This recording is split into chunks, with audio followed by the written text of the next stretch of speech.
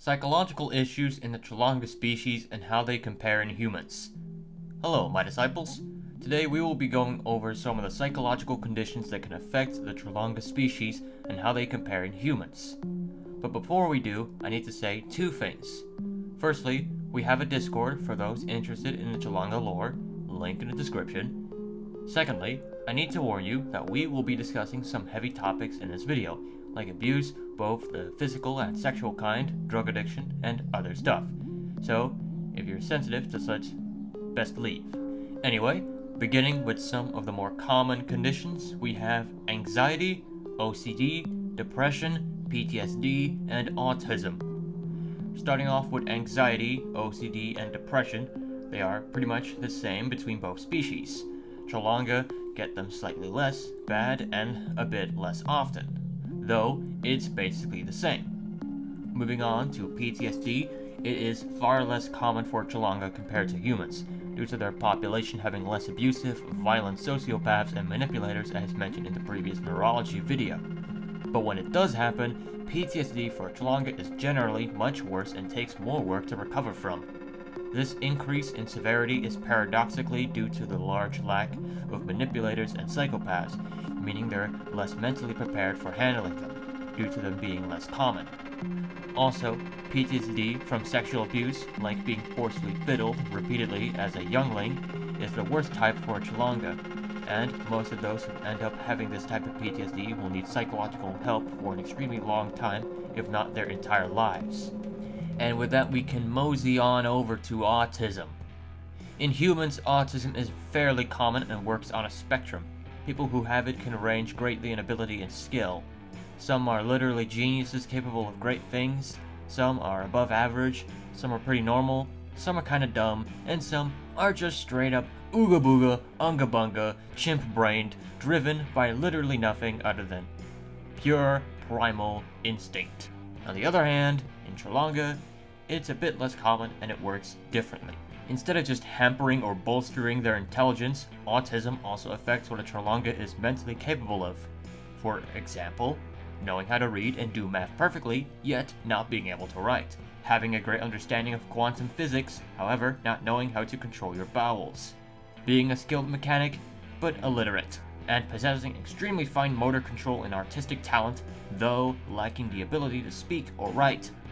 Which, on a side note, was the case for a very well-known Cholanga artist. I would go more into detail about him, however, I can't right now, so I may talk about him another day. Anyway, in summary, autism for a Cholanga messes not just with their intelligence, but what they can do to a very large extent. And with those talked through, now we can progress onto some of the less abundant ailments, drug addictions, eating disorders, bipolar disorder, and schizophrenia. Starting with drug addictions, the prevalence and severity of these actually depends on where you look, what drug you're looking at what time period you're looking into. But drug addiction between Cholanga and humans is strangely similar, albeit with Cholanga it's mostly commonly documented in those with extreme PTSD caused by sexual abuse when they were young. Apart from that, some were pressured into trying it and got hooked. Some got curious and hooked line and sinker, and some are just doing it for fun. Although, when it comes to a specific drug, the most commonly abused one is a painkiller, extracted from a specific type of fungus known as the purple dull cap. This drug is basically a morphine-like substance. It is injected into a vein via a joint in the body as a liquid or smoked as a powder, and has the same effects, however, it lasts stronger and is much stronger. Also, it apparently lasts around 30 hours in Cholanga time. Yet, I have no idea what Cholanga time is equivalent to when compared to Earth time. So, what the 30 hours equate to here, I do not know. Regardless, the user would certainly be feeling it, Mr. Krabs, and for a damn fucking good while. Anyway, progressing on to eating disorders, these are far less common in Cholanga when compared to humans, and they're generally less severe when they do show up.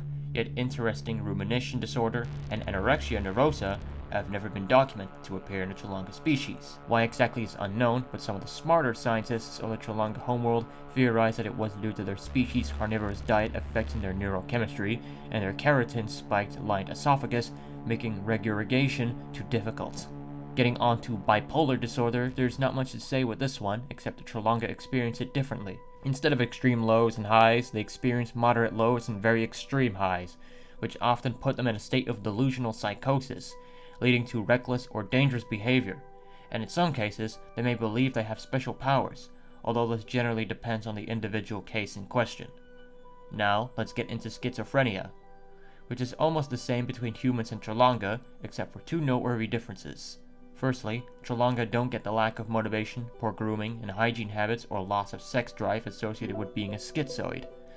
And secondly, instead of the standard hearing voices and hallucinations, they will experience nightmares that are indistinguishable from reality, and powerful intrusive thoughts and ideas, which can very easily lead to delusions if not treated. Now with those elaborated on, we can descend down to the very unusual conditions: Derealization disorder, alien hand syndrome, and Alice in Wonderland syndrome. Starting off with derealization disorder, this is quite uncommon in humans and even less common in Tralanga.